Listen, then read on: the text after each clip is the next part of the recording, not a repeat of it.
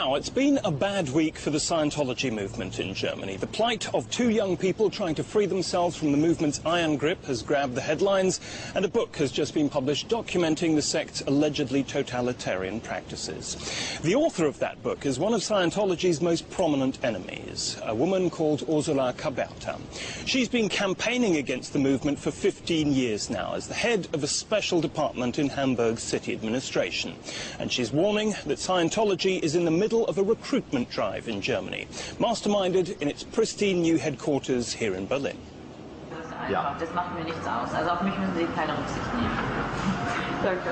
Sabine Weber is a friendly person, someone who always has a smile on her face.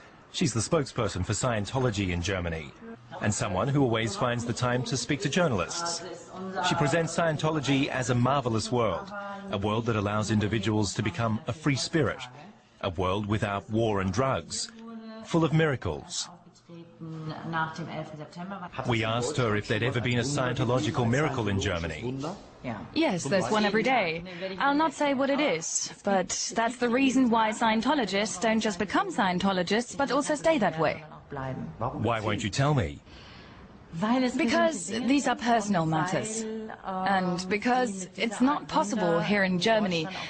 There are laws that mean you can't publicize or discuss miracles of this nature.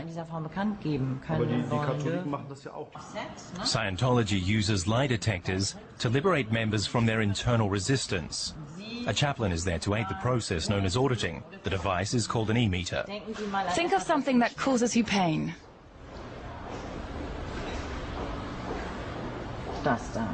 Achterbahnfahrt. A roller coaster ride. But this is easy to manipulate. If I push a little bit or let go, the needle goes up or down. Isn't that really easy to manipulate by the chaplain as well as by me? Well, let's just say someone with experience would realize what is happening. How does he realize that? Because the needle surge is different. You could easily dismiss Scientology as something to smile about, but there is another side to it.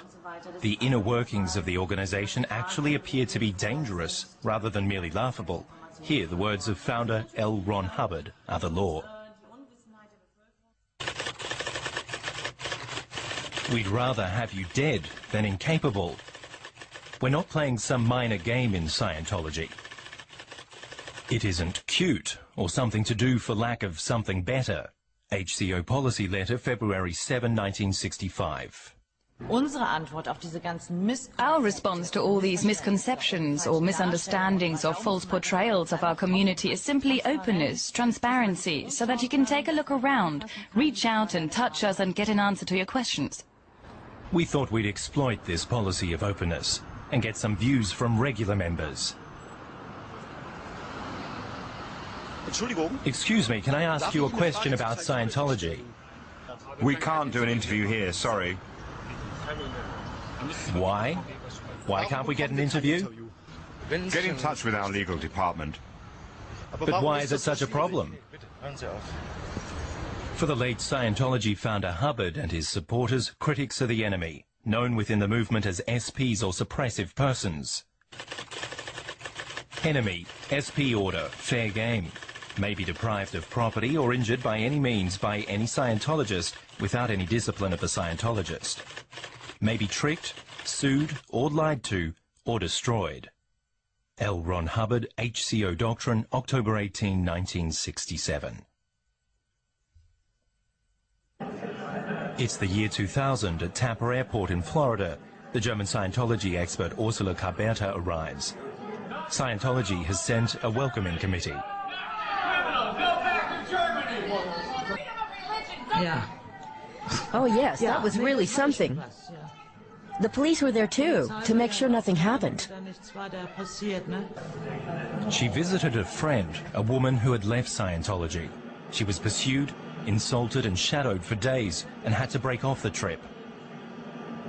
What's it like in Germany when Scientology tries to intimidate you? Well, there have been regular death threats. I've been spied on. I've been defamed. I mean, there are a lot of press statements from them trying to push me into a criminal corner, making me look untrustworthy. Caberta has written 2 books about Scientology with broad support from the political sphere. Together with her boss, Hamburg's State Interior Minister Udo Nagel, she warns that Scientology has declared war on Europe and Germany, and that it's trying to deceive the public over its totalitarian and inhuman aims. Once you're inside the organization, you change from a normal, thinking person into a small cog in a totalitarian system that only functions according to the specifications of its founder. Should Scientology be banned? In my view, Scientology should be banned. Scientology is hostile to the Constitution, and the question is whether we can actually get a ban imposed from a legal point of view. The German Constitution protects freedom of expression, so most politicians here doubt such a bill could be passed. And with less than 6,000 members in Germany, they say Scientology is simply not influential enough. But Ursula Caberta says that doesn't minimize the damaging impact of the organization's presence. Ex-members have told her about the brainwashing, the punishment camps, and the ever-present fear that Scientology will somehow seek revenge.